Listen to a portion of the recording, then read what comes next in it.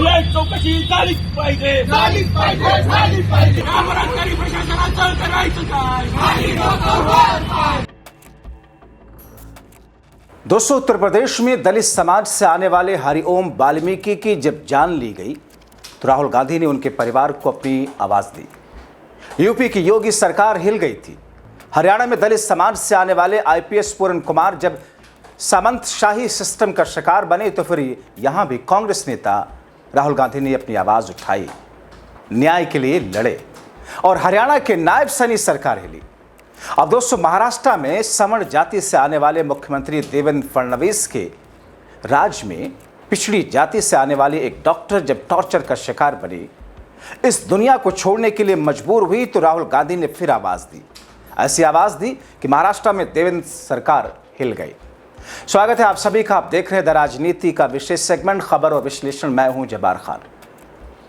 दोस्तों, पता नहीं क्यों बीजेपी में राहुल गांधी एक ऐसे प्रतीक बन चुके होंगे जिनके नाम को सुनकर भाजपाई बौखलाते होंगे. बिहार चुनाव के बीच राहुल गांधी का एक और वीडियो महाराष्ट्र में एक परिवार को सुकून दे रहा होगा जो सिस्टम से पीड़ित है. और ये वीडियो महाराष्ट्र के देवेंद्र फडणवीस सरकार को डरा रहा है. डर इस बात का राहुल गांधी आने वाले हैं. सीबीआय चौकशी झालीच पाहिजे. पीडितेला न्याय मिळालाच पाहिजे. पीडितेला न्याय मिळालाच पाहिजे. या बलात्कारी प्रशासनाचं करायचं काय? या बलात्कारी प्रशासनाचं करायचं काय? पीडितेला न्याय मिळालाच पाहिजे. संपदा ताईला न्याय मिळालाच पाहिजे. संपदा ताईला न्याय मिळालाच पाहिजे. सीबीआय चौकशी झालीच पाहिजे. सीबीआय चौकशी झालीच पाहिजे. सीबीआय चौकशी झालीच पाहिजे. दोस्तों, ये प्रदर्शन इस बात का संकेत है कि जनता के अंदर बीजेपी की सरकारों के लिए कितना रोष है. स्थिति ऐसी बन गई कि लोग सड़कों पर उतरने के लिए मजबूर हैं. अब क्या कीजिएगा, उनके पास दूसरा रास्ता बचा नहीं. कहीं ना कहीं लोग खुद को असहाय महसूस कर रहे हैं. और ऐसी ही विषम स्थिति में दोस्तों, बिहार विधानसभा चुनाव में तेजस्वी के साथ गरजने से पहले कांग्रेस नेता राहुल गांधी ने एक परिवार को कॉल किया. दोस्तों, ये वीडियो कॉल था. पिछड़े समाज से आने वाला परिवार ये बिहार में नहीं रहता बल्कि महाराष्ट्र में रहता है. बेटी इनकी डॉक्टर थी. वो सिस्टम से प्रताड़ित होकर इस दुनिया को अलविदा कह चुकी हैं. लेकिन राहुल गांधी महाराष्ट्र की बेटी को न्याय दिलाने अडिग दिख रहे हैं. सबसे पहले देखिए वीडियो, सुनिए उन्होंने पिछड़े समाज से आने वाली उस बेटी के परिवार को आश्वासन क्या दिया है. नमस्कार. क्या हो रहा है भैया? पिताजी बोल रहे हैं. मी पिता मला बोलता येत नाही. पिताजी बोल रहा मी पिताजी हिंदी नहीं आते. तुम्ही सांगा ना. मराठी में बोलिए. मराठीत बोला ना तुम्ही. मला न्याय पाहिजे बघा. माझ्या मुलीवर जो अन्याय केलाय त्या अन्यायाचा न्याय मला त्या ठिकाणी त्या जे आमचे जे गुन्हेगार आहेत त्यांना फाशीची शिक्षा द्यावी हीच माझी एवढीच फक्त मागणी तुमच्याकडे. मला न्याय द्या. ये जो गुनेगार है तू बोल. नाही एक नाही, बरेच आहे ते. साखळीच आहे त्यांची. बहुत ज्यादा है और वो चेन है एक. कितने लोग हैं उसमें? हाथ में तो उन्होंने 2 मेंशन किया हुआ है सुसाइड बॉडी पे. और बाकी लोग जो है उसने पहले उसमें एक लेटर में सबके नाम नमूद किए हुए वहाँ पे. तो हमारी ऐसी मांग, जब तक ये SIT नहीं होगा ना तब तक ये आगे नहीं चलने वाला है. तो मुझसे आप क्या चाहते हैं? मैं क्या करूँ आपके? सर, आप हमारी बस इतनी रिक्वेस्ट है कि आप जल्दी से जल्दी ये SIT स्थापन कीजिए ताकि एक केस आगे बढ़े जल्द से जल्द. वो जो पहले वाला जो लेटर है ना, वो उसने लिखा था उसकी मांग कोई उसका असली सुसाइड नोट. उसकी बड़ी बहन बोल रही हूँ. वो जो नोट है ना उसने लिखा हुआ, पहले वाला जो लेटर लिखा था उसने, वो RTI तक गई थी उसके लिए. वही उसका असली सुसाइड नोट समझ लीजिए. अच्छा. तो ये SIT कर रहे हैं या नहीं कर रहे हैं? नहीं कर रहे सर. अब तक 8 दिन हो चुके बट अब तक कुछ भी नहीं हुआ है. तो हमें ऐसा डाउट है कि तब तक ये लोग सब एविडेंस सब डिलीट कर देंगे. ठीक है. हमारी बस यही रिक्वेस्ट है, आप प्लीज़ आप SIT के लिए थोड़ा सा जल्दी कीजिए। ठीक है, भैया। मैं दबाव डालता हूँ थोड़ा, ठीक है। यूथ कांग्रेस की भी उदयभान भी आए हुए, महिला कांग्रेस भी आई है, तो ये सब मिलके इसको जी सर।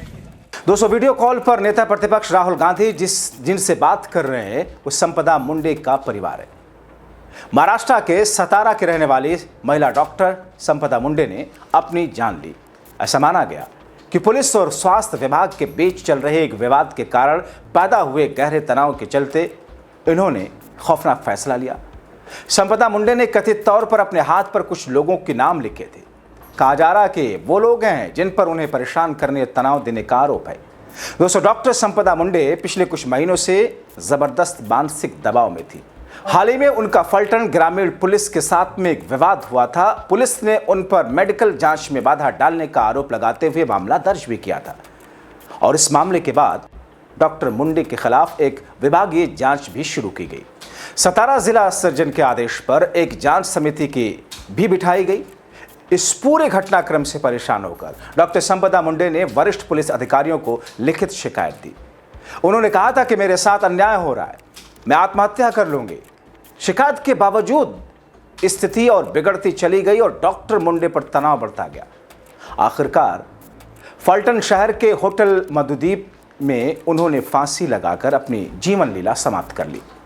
इसका मतलब जो भी महाराष्ट्र में अधिकारी महिला काम कर रहे हो सुरक्षित नहीं होगी। तो सिर्फ महिला अधिकारी की बात क्यों कर रहे हैं? ये तो गजटेड पोस्ट में थी डॉक्टर संपदा, लेकिन वो महिलाएं जो भी पढ़ रही हैं, वो महिलाएं जो अभी जिनके पास जॉब भी नहीं है, वो महिलाएं जो शायद गरीब होंगी, उनका शोषण करने में ये भेड़िए पीछे रुकते होंगे। अगर एक लड़की जो डॉक्टर है और सरकारी मुलाजिम है, अगर उसके ऊपर इतना अत्याचार ये बीजेपी सरकार, ये मनुवादी लोग कर सकते हैं कि वो आत्महत्या कर दे और फिर आत्महत्या के बाद उसके करैक्टर का, उसका चित्रहरण करने की ये सरकार कोशिश कर रही है, तो हम क्या उम्मीद रखेंगे इनसे कि ये जो बाकी महिलाएं हैं वो सुरक्षित हैं? और एक केस नहीं, काफी केसेस हैं, सतारा का केसेस है और कितने केसेस हैं जो लगातार महिलाओं के ऊपर अपराध ये बीजेपी सरकार बनने के बाद बढ़ता जा रहा है महाराष्ट्र में। सोचिए दोस्तों, अगर महाराष्ट्र में एक डॉक्टर बेटी जो पिछड़े समाज से आती है वो सिस्टम में बैठे लोगों का शिकार बन गई, कल्पना कीजिए महाराष्ट्र के साथ ही देश भर में बाकी बेटियों के साथ क्या होता होगा। महाराष्ट्र की जनता रोष में है, आक्रोश फडणवीस सरकार के सिस्टम के प्रति है। सोचिए महाराष्ट्र सरकार में किस तरह क्या कुछ हो रहा है। लगता है ध्यान किसी को है ही नहीं। ध्यान तो चुनावी मोड में रहने वाली बीजेपी को निकाय चुनाव पर होगा। ध्यान तो एकनाथ शिंदे और अजित पवार को मैनेज करने पर होगा। ध्यान तो वोट चोरी पर हुए खुलासे को लेकर हो रहा होगा और आने वाले खुलासे को लेकर हो रहा होगा। ध्यान तो महाविकास आघाड़ी को राज्य की राजनीति में पछाड़ने को लेकर होगा। सब कुछ पर ध्यान है, बस ध्यान नहीं तो प्रदेश की जनता की समस्याओं पर। यह अपने आप में दोस्तों बताने के लिए काफी है कि बीजेपी शासित प्रदेशों में राजकाज किस तरह चल रहा है। जहां जहां बीजेपी की सरकारें हैं वहां से कुछ न कुछ इस तरह की घटना घटती नजर आती है। लेकिन हमारे प्रधानमंत्री और गृह मंत्री मुद्दे पर एक चुप हजार चुप। पीड़ितों को किसी तरह का आश्वासन देना तो दूर की बात है, उनके मुद्दों पर सवाल पूछ लीजिए तो कन्नी काट जाते हैं। बोलना तो खुद से बहुत दूर की बात।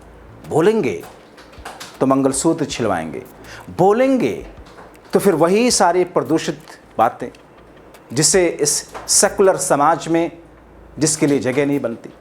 दोस्तों, बीजेपी शासित प्रदेशों के मुख्यमंत्री को फटकार नहीं लगाते वो क्या खुद फटकार लगाएंगे जब खुद ही उस हमाम में वैसे ही दिखाई देते हैं।